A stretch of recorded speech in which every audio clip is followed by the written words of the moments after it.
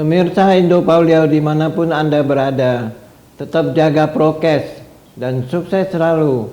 Hari ini saya Sunardi Mulia akan membawakan bahasan tentang Ibu Kota Negara Nusantara dengan judul Revisi Undang-Undang Ibu Kota Negara IKN masuk prolegnas tahun 2023. Rancangan Undang-Undang tentang Ibu Kota Negara IKN telah diundangkan menjadi Undang-Undang Nomor 3 Tahun 2022 tentang Ibu Kota Negara Undang-Undang IKN pada tanggal 15 Februari 2022. Kini 10 bulan sejak Undang-Undang IKN diundangkan DPR, pemerintah melalui Menteri Hukum dan HAM Yasona Lawli dalam rapat kerja dengan Badan Legislasi DPR dan DPD RI di Jakarta, Rabu 23 bulan November 2022 mengajukan usulan perubahan RUU dalam draft RUU Program Legislasi Nasional Prolegnas Prioritas 2023. Menkumham Yasona Lawli mengatakan usulan revisi Undang-Undang IKN berdasarkan terjadinya dinamika perkembangan yang dinamis dan arahan dari Presiden Jokowi. Selain itu, pemerintah menyatakan ingin mempertajam mengenai status IKN Nusantara melalui revisi undang-undang. Pemerintah mengajukan beberapa pertimbangan dalam rangka merevisi Undang-Undang IKN. Di antaranya, 1. Masukan-masukan dari masyarakat sipil seperti banyaknya gugatan ke Mahkamah Konstitusi. Kedua, penguatan struktur organisasi dan kewenangan pada posisi Badan Otorita IKN.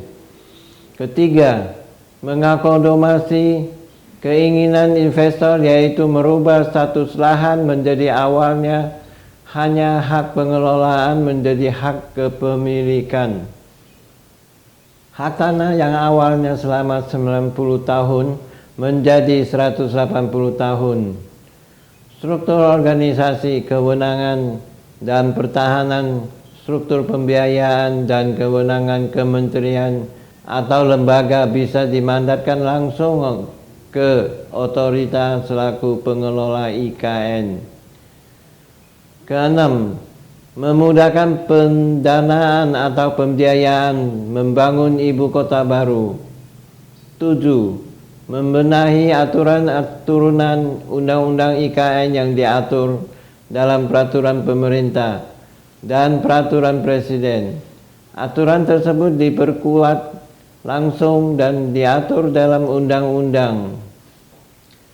Dalam undang-undang IKN yang memuat 44 pasal itu, masih terdapat pasal yang menjadi batu sandungan kelancaran pembangunan IKN atau pemindahan ibu kota Indonesia, terutama pasal yang menyangkut status tanah untuk lahan IKN.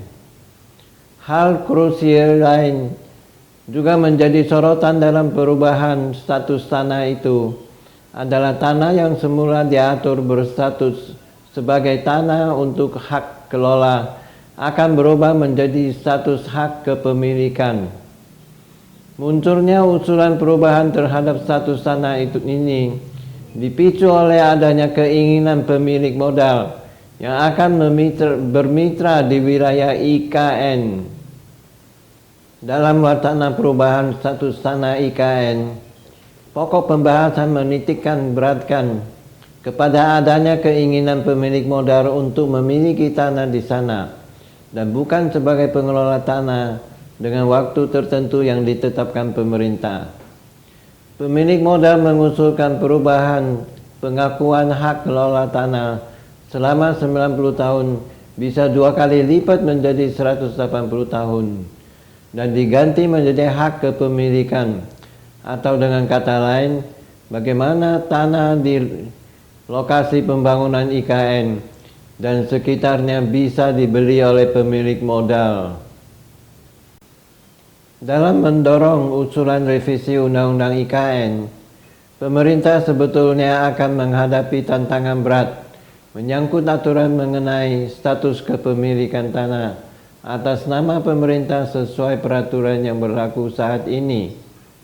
Aturan itu tertera dalam Undang-Undang Nomor 5 Tahun 1960 tentang Peraturan Dasar Pokok-pokok Agraria, yang di dalamnya menyebutkan makna-makna tanah milik negara.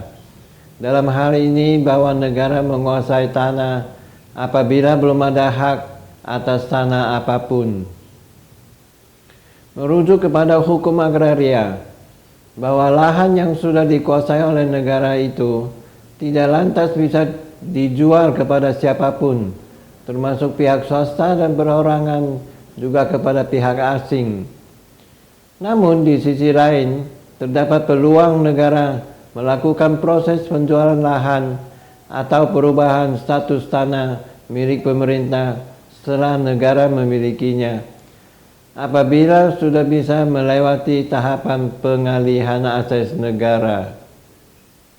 Kaitan lain dengan usulan revisi Undang-Undang IKN, pemerintah melalui Menteri Bappenas Suharto Mono Arfa menyampaikan bahwa pemerintah berkeinginan secara pasti memiliki struktur organisasi yang di dalamnya mengatur urusan soal tanah dalam pembangunan IKN.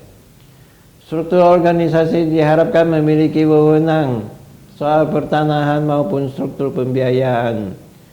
Selain itu, menetap secara pasti kewenangan kementerian atau lembaga yang bisa dimandatkan langsung ke otoritas selaku pengelola IKN. Sebuah proses dasar penentuan status tanah IKN. Dalam hal ini, pemerintah harus ekstra hati-hati, sebab kaitan dengan hak kepemilikan atas tanah akan sangat menentukan masa depan rakyat dan pemerintahan itu sendiri. Revisi Undang-Undang IKN ditujukan untuk mempercepat pembangunan dan perpindahan ibu kota negara. Karenanya, materi perubahan terhadap Undang-Undang Nomor 3 Tahun 2022 dalam rangka penguatan otoritas ibu kota negara secara optimal melalui pengaturan kewenangan secara khusus. Pemerintah menyatakan urgensi perubahan terhadap berbagai aturan yang terdapat dalam Undang-Undang Nomor 3 Tahun 2022 tentang IKN, antara lain: 1. Mempercepat persiapan pembangunan dan pemindahan IKN. 2. Mengoptimalkan peran otorita IKN yang akan menjadi kepala pemerintah daerah khusus IKN Nusantara. 3. Pengaturan pengadaan. 4. Pengelolaan barang milik negara. 5. Pengelolaan kekayaan ibu kota negara yang dipisahkan. 6. Kemudahan berusaha dan penanaman modal. 7. Ketentuan hak atas tanah yang progresif. 8. Dinamika perkembangan pembangunan IKN. 9. Keberlangsungan pembangunan ibu kota negara. Pemindahan dan pembangunan IKN direncanakan langsung dalam 5 tahap yang meliputi: 1. Tahap pertama tahun 2022 sampai tahun 2024. 2. Tahap kedua tahun 2025 sampai tahun 2029. 3. Tahap ketiga tahun 2030 sampai dengan 2034.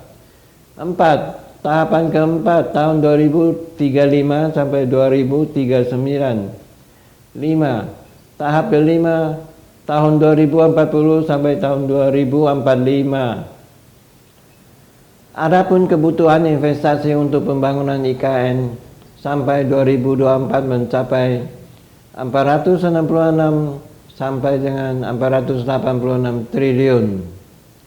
Jika diperinci, angka tersebut terbagi dalam investasi pemerintah dari APBN sebesar 88,54 triliun sampai 92,34 triliun atau 19%, serta investasi pelaku dunia usaha sebesar 377,46 triliun sampai 393,66 triliun atau sebesar 81%. Pemirsa untuk Pauliau, sampai di sini dulu pertemuan kita pada hari ini. Semoga pembahasan tentang Undang-Undang IKN yang kami bawakan bermanfaat bagi kita semua. Mohon share ke teman-teman dan subscribe. Sampai jumpa lagi dalam bahasan yang lebih menarik. Terima kasih.